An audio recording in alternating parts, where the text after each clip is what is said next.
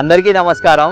ఈరోజు మేము నాటేస్తున్నాం। అయితే ఇంతకుముందు వీడియోలలో చెప్పినాం కదా, వర్షాలు పడతలేవు, బోర్లు గిన సరిగ్గా పోస్తలేవు, మన పొలం అరెకరమే పట్టిందని। ఒక అరెకరం కంటే ఒక 10 గుంటలు ఎక్కువ 30 గుంటల పొలం నాటేస్తున్నాం। ఈరోజు అటు ఇటో తడిసింది, అంతవరకు దున్నేస్తున్నాం। నిజానికి ఇక్కడ వర్షాలు అస్సలే పడలేదు। పొద్దుగాల ఇవాళ ఒక 6-7 మంది కూలోళ్ళు వచ్చిర్రు, నారు ఎక్కుతురు। అయితే ఈ నారు మొత్తం మన పొలంలో పోసుకున్నాం। కౌలుకు పట్టిన ఒక 2 ఎకరం పొలంలో ఈరోజు నాటేస్తున్నాం।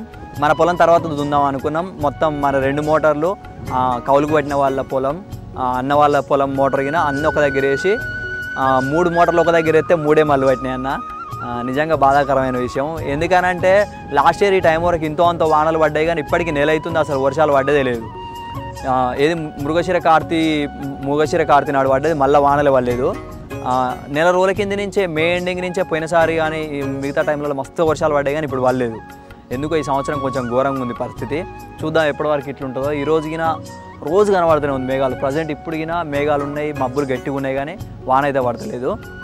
మన పొలంలో పోసిన నారు నాన్న బండి మీద ఇట్లా టీవీఎస్ మన XL100 మీద తీసుకొచ్చి ఈడ నారు పనిచేస్తున్నాం అన్న।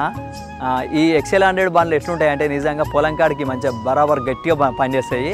అదే పల్సర్ బండ్లు లేకపోతే ఇంకేదైనా షైని కానీ వేరే బండ్లు అయితే మనకు బైకాడికి ఎక్కువ పని చేయవు।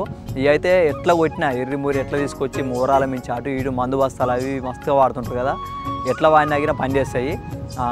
మనం మైలేజ్కిన చాలా మంచిగా ఉంటుంది అన్ని బండ్లు। ఈరోజు అయితే తీసుకొచ్చి ఇక్కడ మొత్తం ఇది వేస్తున్నాము। పొద్దుగాల నేను ఒక మడి కరిగట్టు చేసినాం। మా సైడ్ కరిగట్టు అంటారు, కొంతమంది ఏమో దమ్ము కొడతారు అంటారు, దమ్ము చేసినాం అని అంటారు। మా సైడ్ మాత్రం కరిగట్టు చేసిరు అంటారు। నాటేసే నాడు చేసే పొలాన్ని కరిగట్టు అంటారు। ఇలా ఒక మడి కూలీలు రాకముందుకి ఒక మడి కరిగట్టు చేసిన, కానీ నీళ్ళు లేకపోయేసరికి కొంచెం లేట్ అయిందన్న। అటో ఇటో నిమ్మలంగానైతే కంప్లీట్ చేసిన, కరిగట్టు చేసి పెట్టిన। ఇక వచ్చిర్రు వేస్తుంటే కరిగట్టు చేసే మూమెంట్లో మన పొలంలో గిన కొన్ని స్తంభాలు ఉన్నాయి।